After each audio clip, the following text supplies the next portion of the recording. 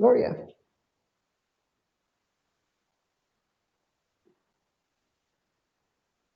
Okay, Gloria. Hi. Today is a great day. It is a great month. It's Latino Heritage Month. And we are super excited to kick off our virtual celebrations. Unusual, but still great. My name is Gloria Ceballos, and on behalf of the Latino Heritage Month Committee, I want to take a minute to say thank you for your participation. Please continue to support our events. Don't forget that we are the Latino faces, not only at Bergen Community College, but everywhere we go. At this time, I am super excited to introduce Michelle Galvez.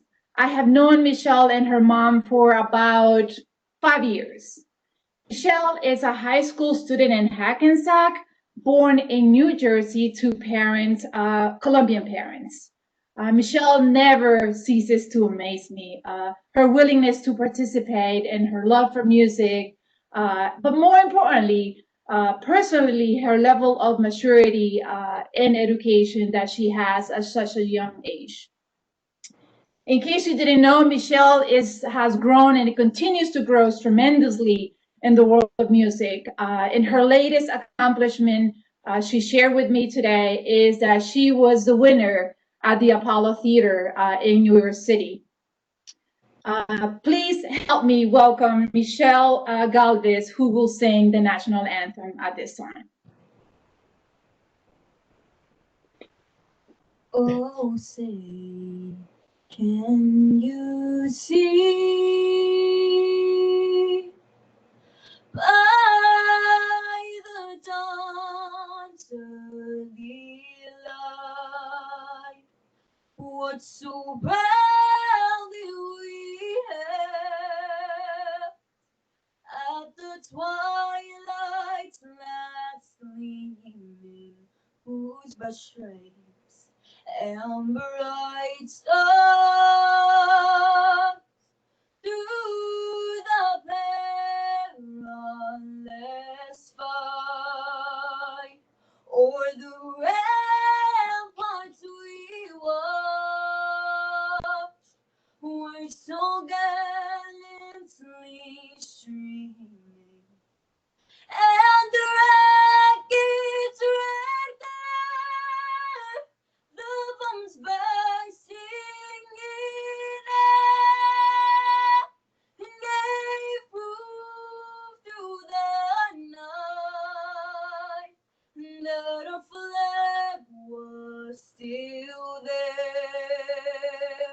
Oh, say does that star-spangled banner yet wave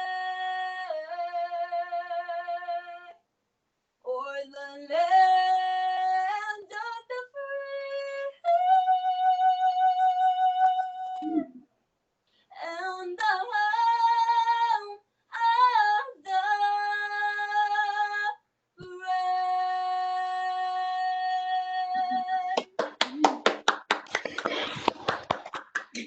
Thank you, Michelle. Thank you, Michelle. Thank you so much. At this time, it is my pleasure to welcome yet another amazing woman who is always beyond ready to be part of our events and support us, not just at the county level, but at any level, at this level, everywhere that we need her, she's always there. It is my pleasure to welcome Freeholder Jermaine Ortiz, who is going to offer welcome remarks. Muchas gracias, Gloria. Buenas tardes, and thank you again to Amparo, Gloria, and to the committee for inviting me. Welcome, Bergen Community College Virtual Hispanic Heritage Celebration. This is exciting for me, as it is to many of us, to have this great big event at Bergen Community College and to be the first time virtually. It's very exciting. Yes. I know this is a whole new world we're facing, but we have to represent. We're a very large community in Bergen County, and this is very important to all of us and our Latino community. I'll talk a little bit about myself. like I said, I'm freeholder Jermaine Ortiz. I am from Colombian descent. My parents immigrated from Colombia in 1969 at the age of 17 and 21. My mother was pregnant, came here with absolutely no money, but big dreams and tried, to give the family an opportunity they couldn't give me in Colombia at the time. I actually thank them for all their sacrifices. They worked very hard in factories. I mean, language was definitely a barrier at the time. And thankfully, my mom and my dad both survived. My mom started going to school at night speaking English and became a hairdresser and eventually opened her own business with a lot of help with her family, which was wonderful. And my dad worked in the embroidery business with the textile union for quite a few years until he got her real estate license. He was able to practice real estate at the time. So overall, they gave a great opportunity for my brother and I. We both are first to attend college. I met my college sweetheart at Seton Hall University. I have two daughters, 21, one at the University of Alabama, and I have a sophomore here in high school in Emerson in Bergen County. It's been quite an interesting life for me. I was on Wall Street for 23 years, managing two mutual funds as an analyst. And then I decided to take a detour in my life. I definitely I'm civic minded. I really enjoy serving the people of Bergen County. I started on the board of ed in Powell Park, then became a councilwoman. Love being for 12 years on the board at Bergen Community College as a trustee. So Bergen Community College holds very dear to me at my heart. And eventually I got the opportunity to run as freeholder in 2016. So this is my second term, and I'm very excited to be part of the Latino voice. I am the only Latina on the board, representing approximately 20% of the Hispanic community here in Bergen County, a very diverse one as well. We're 70 municipalities, so we're all spread out. Approximately 1 million residents with about 200,000 Latinos. So it's quite large, and we're a large voice. And another background that I can talk about is that I really want to discuss is I'd love to pass this torch over to more Latinos. And I think we need more civic-minded Latinos. And currently we have representatives in about 8 different municipalities throughout the county. We have a lot of council people. We even have our mayor from Ridgewood, Ramon Hache, who's actually running for freeholder. So hopefully by next year, we will have 2 Latinos representing on the board for the county. So it's very exciting. I also wanted to mention that we're seeing a lot of trends and surge with the young Latino professionals like yourselves here at Bergen Community College, who are calling Bergen County their home. The importance of this one statistic is that it shows that a majority of first-generation Latinos from Bergen County, Hudson County, Passaic County, and New York City are getting educated, becoming professionals, and buying homes in the county. Bergen County is one of the wealthiest counties in the country, and homes are not cheap here. But these trends show that many first-generation Latinos are ready to build wealth, something that previous immigrant groups needed generations to do. So I'm very proud. Just like many generations of Latinos helped make Bergen County a great place to live, it will be up to you to maintain that status. But as Latino millennials and Generation Z are among the most educated in the history of our country, I have a lot of faith in you maintaining and passing the future torch on to the next generations. So, Feliz Día de la Herencia Hispana, and thank you for having me here today. Thank you, Jermaine. Qué linda. Thank you, Jermaine. It is always, I feel like I cannot do it without her. She has to be there. So thank you so much for being here with us today. At this point, Professor Amparo Karen is going to introduce our keynote speaker today, and we're going to get started officially, I guess, with our event. Well, good afternoon, everybody. Can you hear me? Yes. Yes. Okay, good. So I am very, very happy to introduce to you our speaker for today, Diego Garces.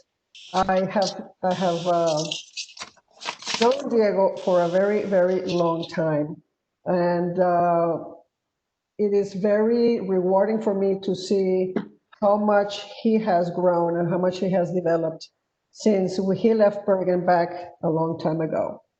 Diego graduated from Bergen and then transferred to William Patterson University. And he was very, very engaged in extracurricular activities at Bergen. And he's going to be sharing with us his journey and his experience, not only as a student, but then how he began to get involved and engaged in social activism and also with the homeless. He is an amazing individual. His knowledge of social media is absolutely incredible. Without his help, I don't know where we would have been today. He is very aware of what's going on around him as a reporter, as a person who works in the media. So it is a great pleasure for me to introduce to you Diego. Okay, Diego? Hey, hey How are everyone. you? Happy Hispanic Heritage Month, virtual, Virtual? making history. I like that. Yeah, Thank you for having me. It's such an honor to be here today with all of you today. As a Bergen alumni, it makes my heart grande. It grows my heart so much because if it wasn't for Bergen, the inspiration that the walls of Bergen gave to me, I don't think I would have done half of the things that I've done today. Mainly because Bergen was such an inclusive place. Just brief, to go back to 2004, in September of 2004, when I walked into Bergen for the first time, walking into that student center and seeing all the flags of all the countries, seeing the LGBT flag, seeing students that look different than what I was used to seeing, because I went to basically all Caucasian white school. So to see Latinos, to see Muslims, to see African Americans in the same area enjoying, and I was like, what? Where am I? Where am I? So from there, a little bulb light up, lit up in my head, and I said, I need to find out what this college has to offer. I'm not going to just come here and take broadcasting classes. Um, so when I saw that, it was just an inspiration itself. Uh, so I went upon and started finding out what, if they had a Latino club, if they had a student government, if they had an LGBT. I was nervous to join these clubs, to join these extracurricular activities because I had never been part of them. Um, so when I met Amparo, when I met Gloria, when I met a lot of the alumni that I met, and they walked us through, kind of like holding my hand, like, don't be afraid, it was so welcoming because I never had that. So, and then obviously I went to school for television, as you know. And Bergen, believe it or not, was opened the doors to take my first internship at Telemundo, New York. I remember I was sitting at the table with like maybe about 7 interns, and a lot of them were, when they asked us, where do you guys go to school? And everyone's like, I go to Columbia University, I go to, NYU, I go to this. And it comes to me and I'm like, yo voy a Bergen Community College. I go to, and so I was selected to be the intern that year. And he goes, do you know why I chose you? And I was like, no. He's like, because you're at a Latino TV station and you're the only one that spoke Spanish. Even though, you go to school and most of your education's in English, that stood out to me, how proud you were of your roots and how proud of you were of your school at that time. Yo dije, sí, Bergen Community College.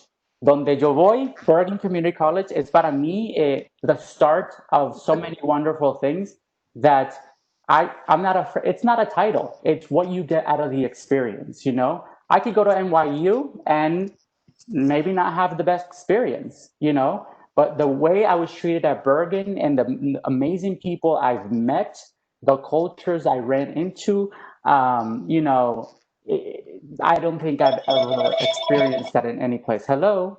And so that opened many doors. Bergen allowed me to open myself to a lot of things. And as Amparo said, I have grown so much, but I have used Bergen as an example that I am not afraid to try something new.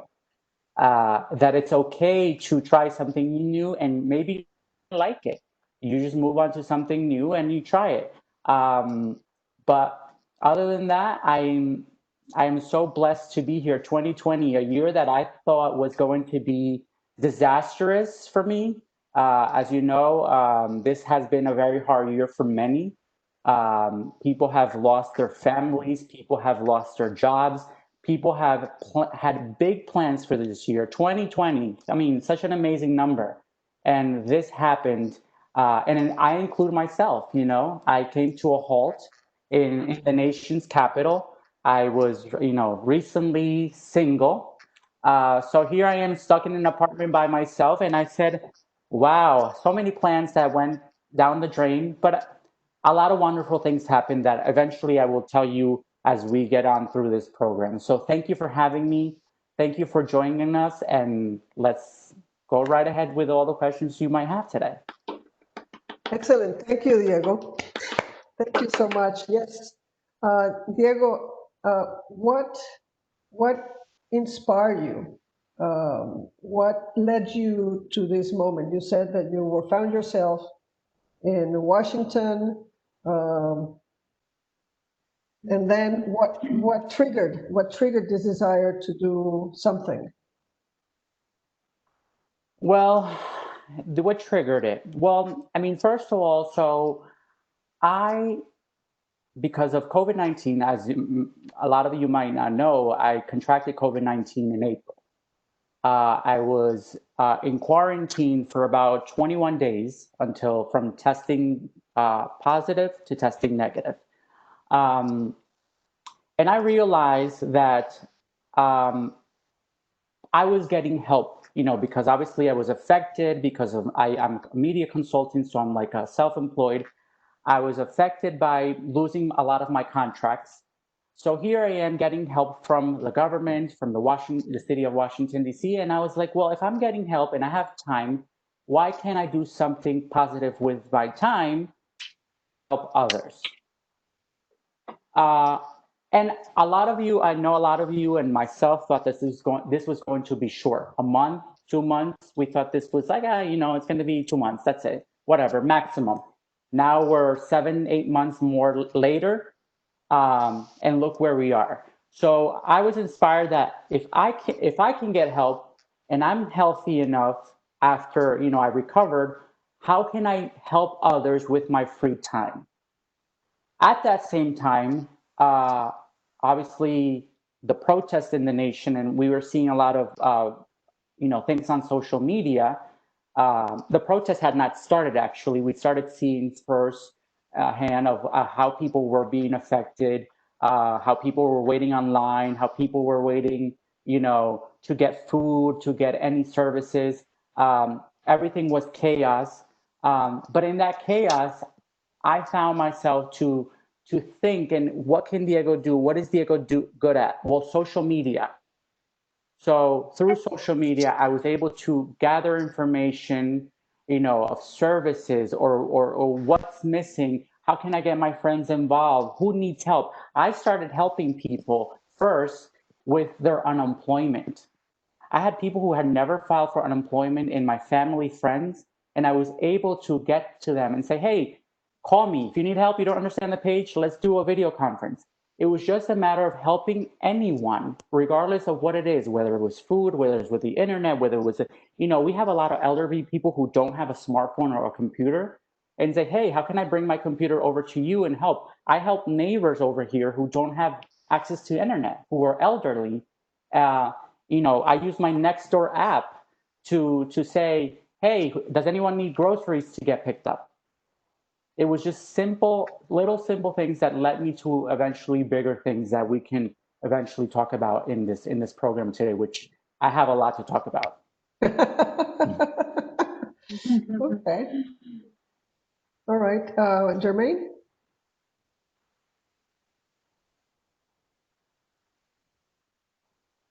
Sorry. Thank you. Diego, how did you get involved with Black Lives Matter? Okay, so with Black Lives Matter, that was an interesting how it started. I knew there was the night before we had seen caravans of people driving through Washington, D.C., you know, with Black Lives Matter signs. And as a journalist producer, I always have that instinct to be at the place when there's a call, a duty. You know, I need to see it firsthand because I don't like seeing it on the news. I like being there if I'm close to it. I'm only about 10 minutes away from the White House. So the access was easy for me. So that day I went, it was around May 30th, May 29th, May 30th. And I went with my cell phone, my selfie stick, and I started saying, hey guys, we're here at the White House. At that time, it was a smaller crowd. It was inside the park. It was a couple, it was near the White House. It was obviously there was always security there because the White House, uh, and it was hot in DC those days. So as I'm reporting and as I'm saying, hey guys, this is what's happening. It's peaceful protest. People are coming here. There's women, there's kids, there's dogs. But I started seeing an issue again with protests is that around the White House and around a lot of the buildings, because of security reasons, there's no trash bins. So there is water bottles that were being left on the floor. So it started off first of me trying to be a reporter or a producer there, and then it slowly became into, oh, Diego the activist, the one that doesn't want to leave garbage behind, set off a little light bulb. So here, I went for one thing and then I started, going for another, but I still did both. So I started seeing trash on the floor at the White House. And I said, we can't be coming here to support something uh, as a Latino, because they're going to just say, hey, these people are violent, these people are dirty, these people are leaving trash everywhere. So I went and got a couple of trash bags that day, just the regular trash bags, 20 bags, and I started picking up everything that was on the floor. That was day one. That led me to a 5-week campaign of picking up trash at the White House. Oh my God. Me thinking, oh, it's going to be probably 2 days. I returned every single day to pick up trash, to still document what was going, to still hold my sign. Every day I made a new sign. Every day it said Latinos presente because we didn't have representation of Latinos there. So it was very important to me to say, Latinos are here supporting you. I'm sorry we came late to the party because we arrived late at the party with Black Lives Matter. We should have been standing with our brothers and sisters, from the African American community, Black community, a long time ago. So for me to be in front of the White House with this gentleman that we have in office, I'm not going to get into how I feel about Donald Trump, but it was a great message to do it peacefully with a sign, without being violent, without the rioting, without anything that was being broadcasted on the news. And what best way to do it? My mom taught me to be clean. Colombian moms are so clean that I said, well, because we always get this, la casa se respeta. You respect your house. So right now, Washington, D.C. for me is home. So I wanted to make sure my city was clean. I wanted to make sure that the protests were peaceful because, yes, there were some people there that got a little violent, but that doesn't represent the whole crowd that was there. So it was very important for me to do that. Did it for 5 weeks and kept doing it afterwards. And then that ended up taking me to Portland, Oregon. Oh, there you can see. We can see one of the signs that was the first time I showed up to the protest. It wasn't called Black Lives Matter. And then eventually, what led to this was that because if you see behind this, you'll see that there's press behind it. So I was picking up trash from everyone, the press, the people who were there, the police officers, the military. I was taking anything that they had in on their feet because again, there was no trash bin. And they were like, why are you doing this? What are you trying to get at? I was like, this is setting an example that when you show up to a place and when you show up to a protest, the message has to be clear. It cannot be drowned out by negative attention.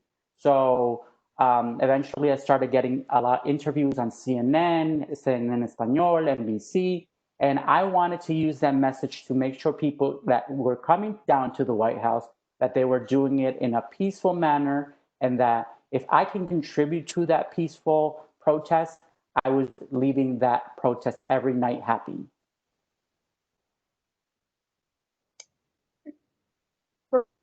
Um, Thank you, Diego. I think the next question is for Gloria. No, it's Derek. Hi, good afternoon, Diego. I have a Hi. question for you. What are you most proud of as you reflect on your life to date? Oh my goodness. I think I'm proud of um, everything I've done, but I think the most important thing for me has to have gone to higher education. I've always been told by my family that, you know, they can take everything away from you, but they can never take away your education. You know, education can open up so many doors. And I think I've been a living testament of that for my family.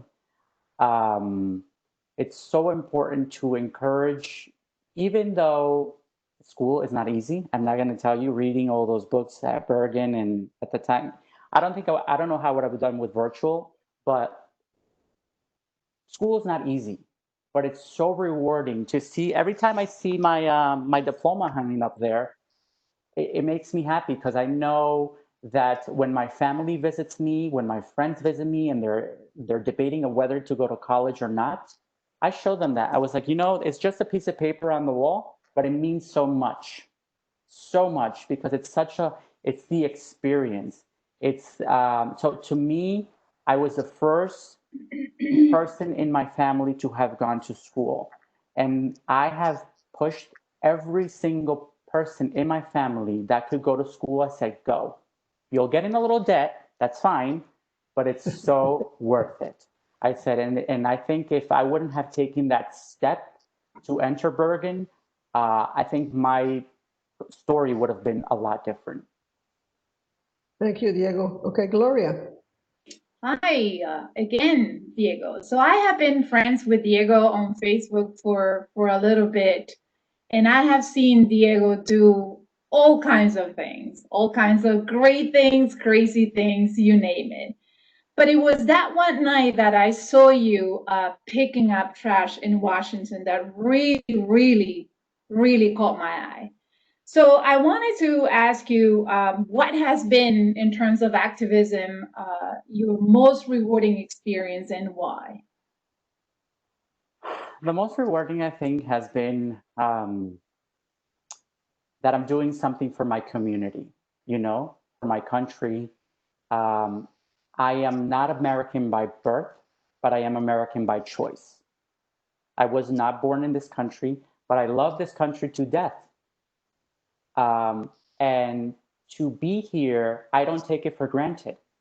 The many opportunities I have received by being here in the United States um, has allowed me to put that into perspective that the rewarding part is to contribute, to be a positive role model. I think that if I can inspire one person, that's enough for me, you know. But luckily, I have been able to, thank God, I have been able to inspire others more than one. And you don't have to you don't have to help. I mean, you don't have to inspire millions. It just takes a little bit, small village to create a big change. Okay, thank you. All right, so the next question is for Greg. All right. Hey, Diego. First of all, Hey. see you again. We missed you up here. It's been a while, but and you say all these great things about Bergen and what it gave you, but you gave a lot to Bergen too through your involvement as a student. I just want to say that. Now, my question for you, speaking of students, if there are students that are interested in getting involved in the type of work and the causes that you are involved with now, and maybe they don't know where to start or what to do, what words of wisdom would you have for them?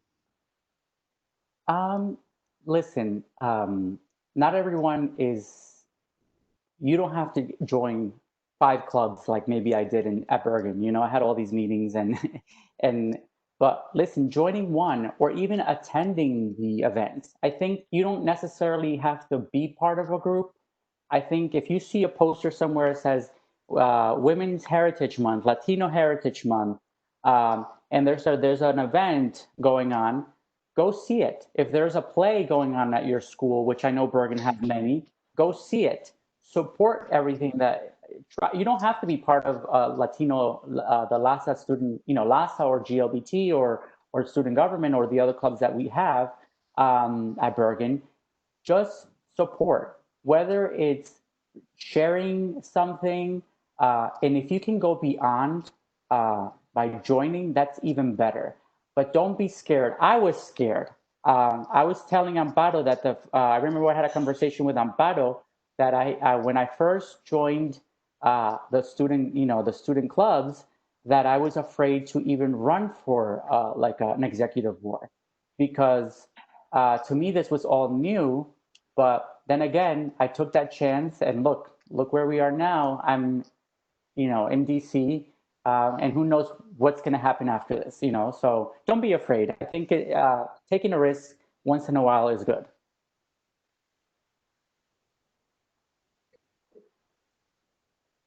Maggie? Oh, great. Hola, Diego. It's great to see you again.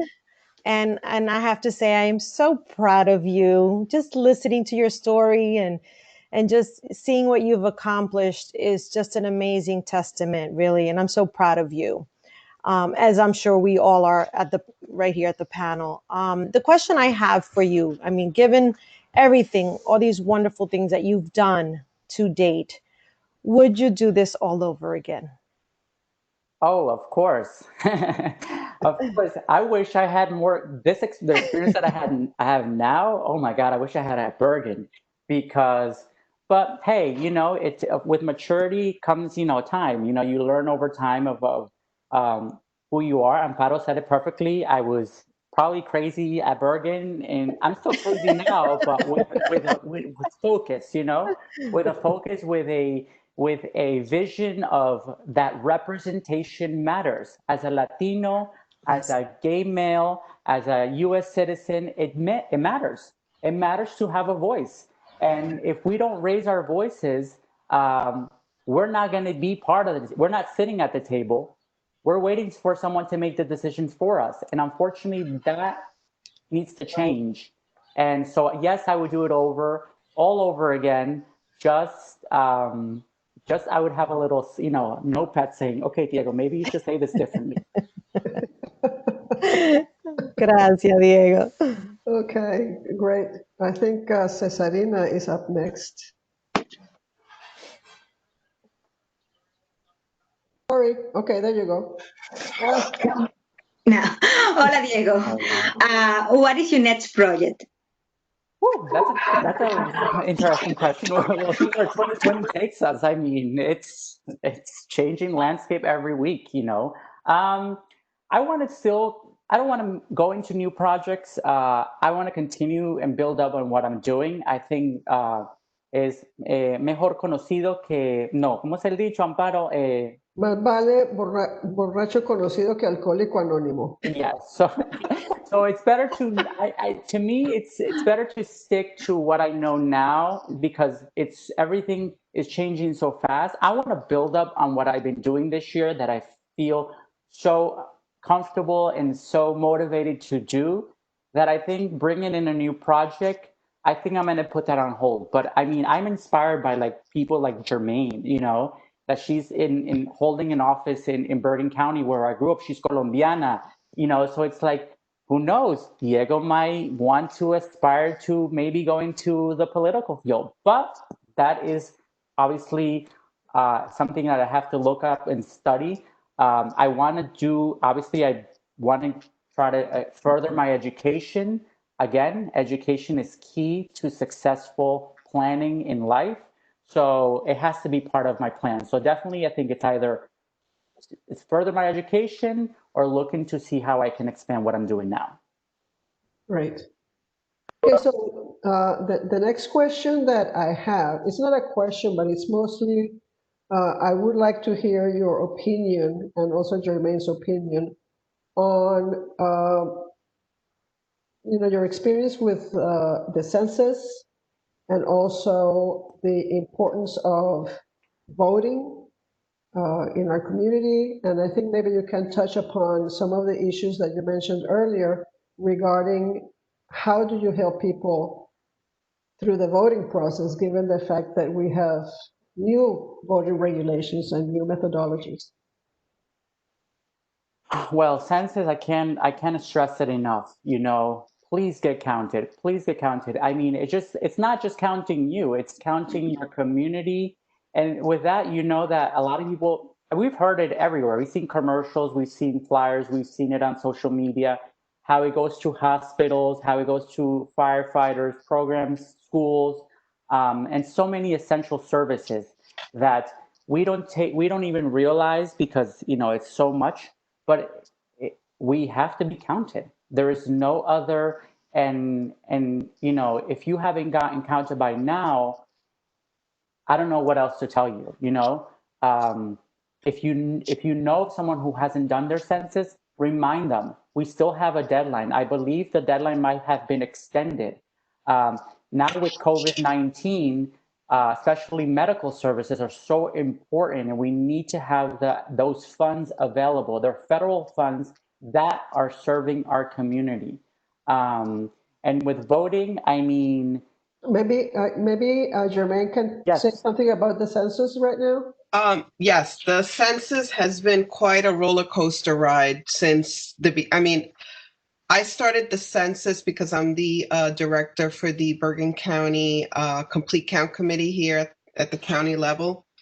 And we started November. Now, the census is mostly event driven.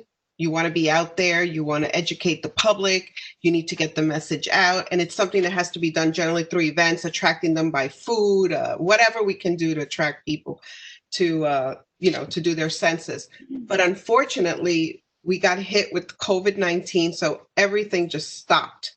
And that's when all our field offices got closed down. Enumerators couldn't go out. It really, really, really threw a curveball at us.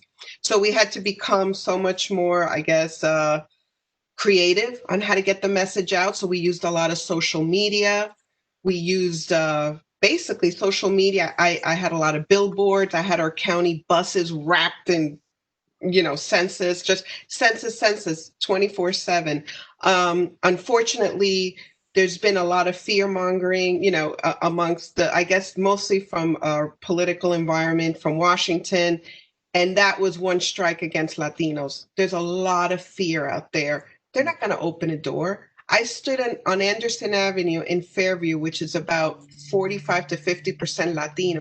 And every time that I was going to get near them to talk to them, and everyone that was there was Latino. There was 6 of us, all spoke Spanish, trying to speak to them on the importance of they'd all run away in fear. So I don't blame them. I understand the situation, but they have to know there's really no reason to fear the census. Title 13 does not let you use any of this information, only for the census, a $250,000 fine and up to a 5-year prison term. So this cannot be used for anything else but strictly the census. It's only going to help us, going to help the Latino community and what we need for everyone in our household. I mean, it's essential programs that we need for our elderly, for our children. It's our education, it's our roads, it's our healthcare. It affects us every day. Each year is about 1,800 per person if you figure it out. So in 10 years, that's 18,000. You start multiplying per person. That's a lot of money for your community. It's a lot of money that can help us also to keep our taxes stable. So we really need to get the message out. Bergen County is currently at 75.8%, which is the highest it's been in the past, I don't know how many decades. What I did is I got a $300,000 grant. I got a $300,000 grant, which I distributed amongst the 70 municipalities to help me spread the message out, because everybody has their own way of spreading their message in their community. And I had also a lot of nonprofits on my Complete Count committee. So like this takes a whole familia to get the message out. But I really ask the Latinos, because the Latinos are the ones that are really not helping in regards to filling out the census. And again, two fears. You have the immigration fear and you have the COVID-19 fear, which I don't blame them either, of opening the door. So you could do it, get on your computers, 2020census.gov, and just please fill. It's less than 5 minutes. It's 8 questions. Nothing personal is asked except who's living there, what's your background, do you own the home? That's it. That's all they ask. And how many people are in your family? Yeah, and eventually, I mean, I know it that, and I just wanted to add that, the importance of, especially how it affects our congressional districts and our I didn't even representation. touch If you on that. want, if you want to add how important that is for Washington. No, I just wanted to mention in 2010, because in 2000 we were at 75%. In 2010, we went down to 72.4%, and we lost a congressional seat. That's when we lost the Rothman seat, and that stirred up, whoa, that was a big political chaos. But I would love to gain a seat back. Let's see how that goes after the census take. But yes, we need representation. There are voices in Washington. So we can't sit back and say, oh, oh, this is not right. Oh, because you know how Latinos are. Oh, oh, well, I'm not going to vote. It really doesn't matter. Yes, it does matter. Your census matters. Your vote matters. We're such a large voice. We're a huge voting bloc. We could do so much with our voices, and we're over 20%. We can make an election, impact an election so much that you don't even realize it if we all stick together como una familia latina. Thank you. And I know that the conversation with Diego earlier, we were talking about the new way of voting is what can we do to help people understand what they need to do in order to be able to vote. Diego, you were talking about. Oh yeah. So is that me? Okay. So. Okay. So there's obviously we know there's going to be New Jersey specifically is going to be a lot of vote by mail, right? Everyone is going to be doing. There's going to be some polls open, but it's going to be a provisional ballot. I've run into, just from a personal experience. I'll let Jermaine touch on more of the details of the, but I've spoken to people. Hey, did you register to vote? Okay, did you get your ballot? No, not yet. Okay, do you know how to fill in a ballot? Oh, wait, does that mean we're not voting in person this year? We're already in October, right? I'm still getting people thinking that they're going to show up to their voting place and vote in the little machine. And I was like, no, no, no, no. You can vote in person, but it's going to be a provisional ballot. They're like, what is a provisional ballot? And I was like, a provisional ballot is a ballot that is counted after all the mailing votes are processed. And they're like, isn't that the same? And I was like, yes, but it's a little bit more complicated. You can vote early. Oh, we can vote early. We don't have to wait until November 3rd. I'm getting so many questions and so many mixed messages from a lot of people that as myself, I see it with people who, I post it on my social media every day. Register to vote. Vote. You can vote by mail. You can vote until this date. But can you imagine how many Latino families right now have not raised the question of how they need to vote in this election? Maybe that conversation is not being held. So we need to get that message out correctly of the options and how we can do it correctly so your vote counts. And it's just not for obviously the presidential election, it's for down the ballot.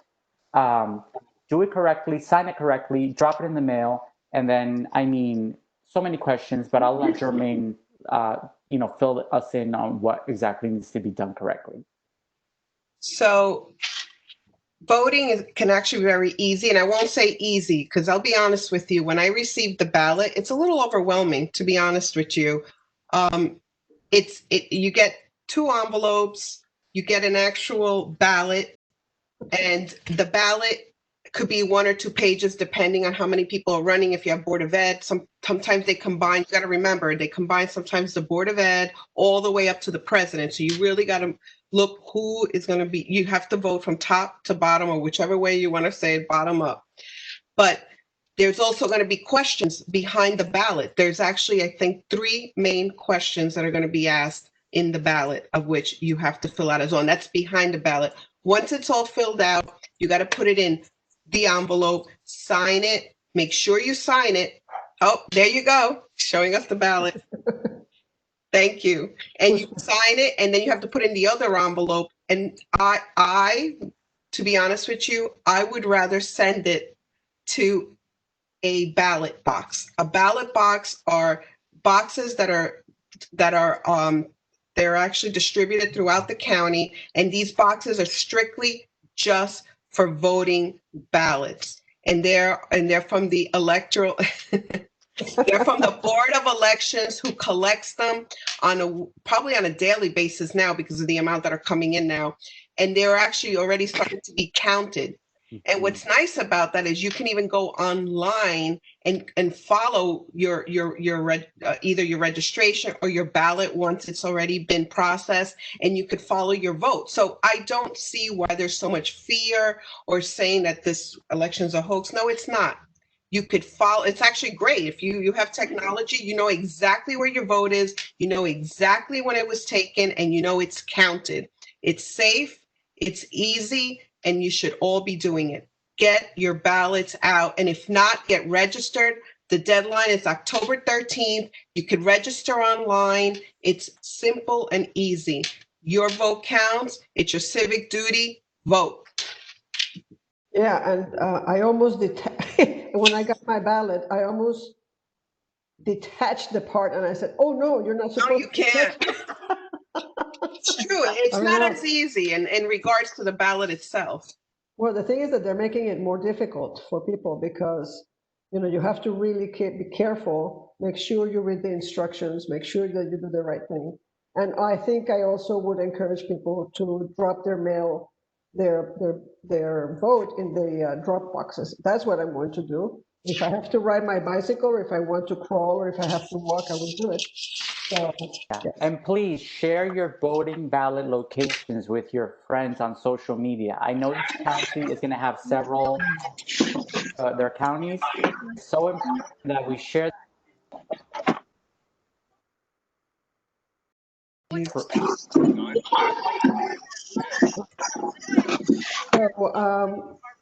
well, do we have any more questions from? If you're in Bergen County, Sorry. If you're in Bergen County, please go on bergencountyvotes.com, and it gives you a list of all the locations. There's 18 ballot boxes throughout the county. So please look. I mean, it's great because they're all regionally, they place them very well, and they're mostly in front of municipalities. So they're very easy access, but please get your vote out. It is crucial this year more than ever, 2020. Please get your vote out. Sure. Now, I am going to take this opportunity now to unmute all participants in case you are interested in asking Diego any questions. Our part, a finished questions. If you don't have any questions to ask, maybe you can mute yourself.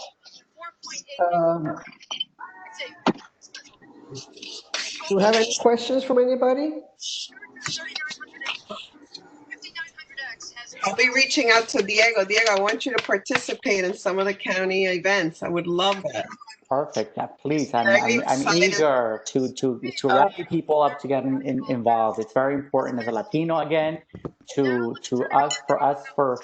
be represented, to be there speaking, and this is why I kind of I'm here sitting with you guys because again I'm inspired by what I don't even know a lot of your stories, but I'm sure you guys have all stories that can be inspiring for me. So please share it. Thank you. So great to meet you and look forward to speaking to you soon. Gracias. Gracias. Does anybody have any questions for Diego? Well, what we want. Yes? Oh, I have a question, sorry. Sure. So, how do you encourage someone? Like, what if they're like really shy and they don't want to like participate in the activity? Ask a friend to come with you.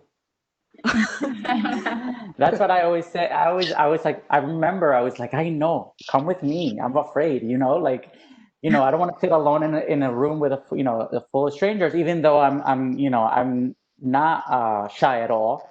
Uh, but when I'm in that room and once I get into my swing, forget it, Diego, we lost you. But in the beginning, I had to bring someone. I was like, "Hi, come with me. I'll invite you to coffee." But so bring a friend. It makes you having someone there for support helps. Right. That's true. Any other questions? What if they speak a different language and they can't understand like the language? Google Translate, honey. There's an app for that. I say, I'll tell you, I have a lot of friends from other countries in here in DC, and sometimes I think when you speak to someone in their own language, you speak to their soul. And the other day, I wanted to impress my friend who's Arabic, and I said, "Hey, I'm going to end up counting by the end of 2020 in Arabic." And I was like, "How am I going to learn this, right?" Because the way Arabic is written to Spanish is different. So I was like, "Oh, Google Translate. Here we go." So I started counting the numbers. And one day I was like, we were doing a workout and I was counting in Arabic and he looked at me like, what? But yeah, just, there's an app for that, as they say it. Yeah. That's I neat. agree with you, Diego. When I went out to a lot of census events, in Bergen County's majority, the biggest immigration groups are Latinos and Asians. And I have a group called the Christian Asian Women Association, and the volunteers speak Korean, Chinese, and Japanese. Wonderful nonprofit to partner with. They came out to all our events, especially the areas in which are large Asian communities. It was wonderful. When you speak to them, they spoke to them. They actually filled out the census just like we did. We would talk in Spanish, and you really it's very different. You're right. Yes. It makes a big difference when you're able to speak to them in their language where they fully understand and they have more of a trust in you when you speak the same language. 100%. That's right. I just wanted to add to Jean Hee Lin. Is that it? Question Yeah. about shyness.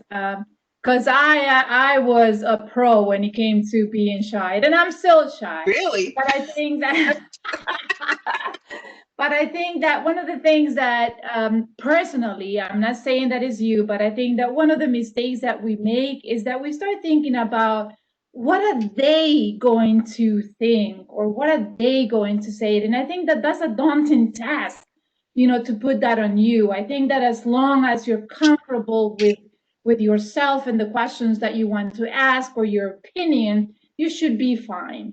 Don't worry too much about is too much to worry about. A whole theater filled with people. It's just something that you will never be able to control. Just get out there, raise your questions, be part of something, and little by little you'll be like me, or like Jermaine. I'll be honest. I was terrified to speak in public. Terrified. And you know what? After you do it so many times, you're like, okay, let's go. Yeah. Yeah, well, in 2020, you have a mask on, right? We're so used to Yes, wearing a mask, so people don't have to see a lot of your expressions. Wear some sunglasses and a hat and a mask, and if you feel, they don't know who you are. um, you know, but yes, to follow up on the question, it's like, when I went to Bergen, I had all these walls. I was still discovering myself. Eventually, they as I got to meet people, they started coming down. And like I said, when Diego gets comfortable, forget it.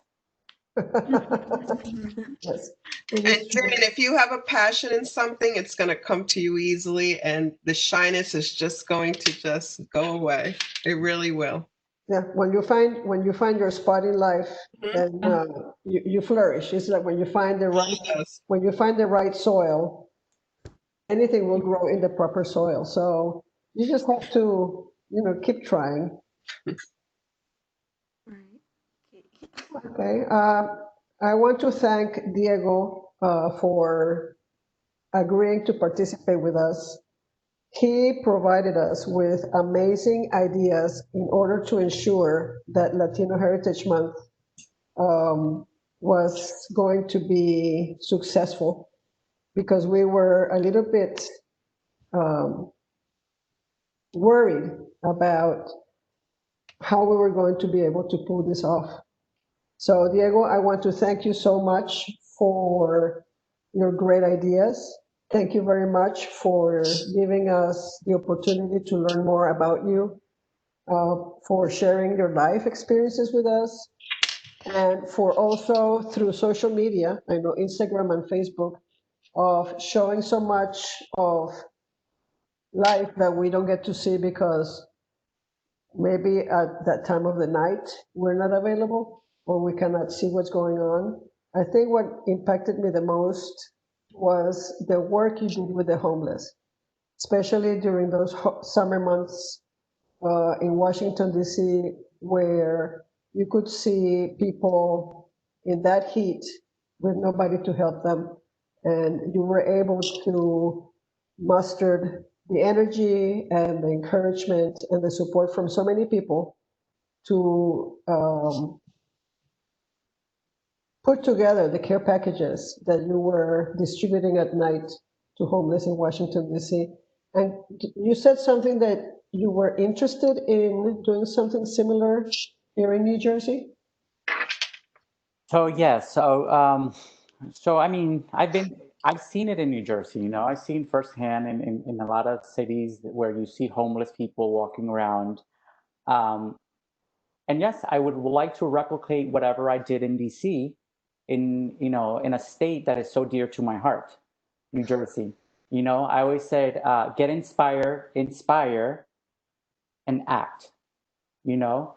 Um, So why not bring it to New Jersey? Why not bring it to New York? I brought it to Portland. I went to Portland. I was able to activate a little group over there that's helping homeless people in a city that's also going, is in the national headlines. Um, and see, because you know what? Tomorrow, it could be me on the streets. You never know. You hear the stories. You hear the stories of a lot of people that I've talked to. They were professionals. Someone had a family, and it just took one bad turn and they ended up in that position. So hoy por mí, mañana por ti. So as the saying goes, so always lend a help, never be indifferent. Even if you can in the moment, try to come back and at least offer water, a snack. And if you know you can help and you're in that position, you never look anyone down. You always help them look up. Okay. And with that, thank you. Thank you very much, Diego, for being part of this event. And now what I would like to do is share with the participants what the upcoming events that we're going to be having.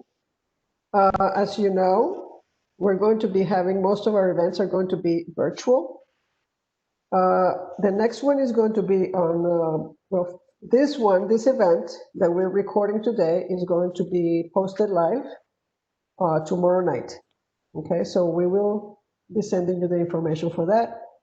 Our next guest is going to be Manuela Aristizabal. She has a very interesting story, and she's going to be, it's going to be a Zoom meeting on Friday, October 16th.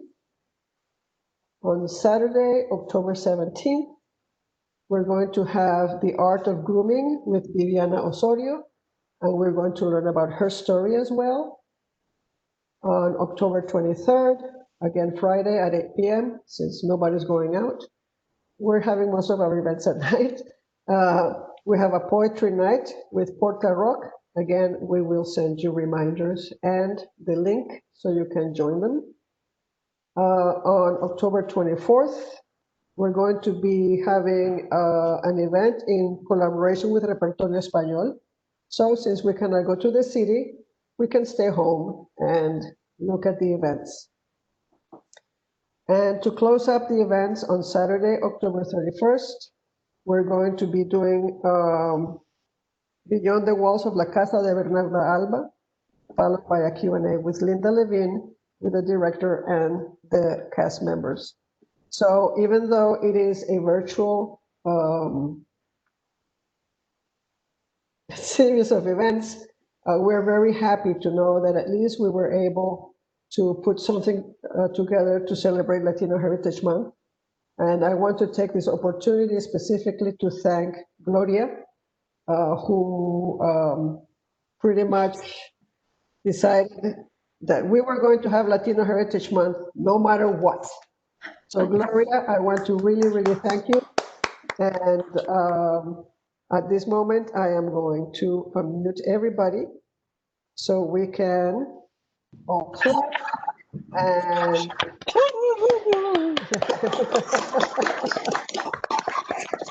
we can say that we have successfully completed our first virtual event for Latino Heritage Month. Thank you, everybody, for participating, and let's hope that this is a good recording for tomorrow night. Thank you very much, everybody. Thank you. Thank you. Thank you, Amparo. Gracias, Diego. gracias. Everybody. All right. Take care. Bye-bye.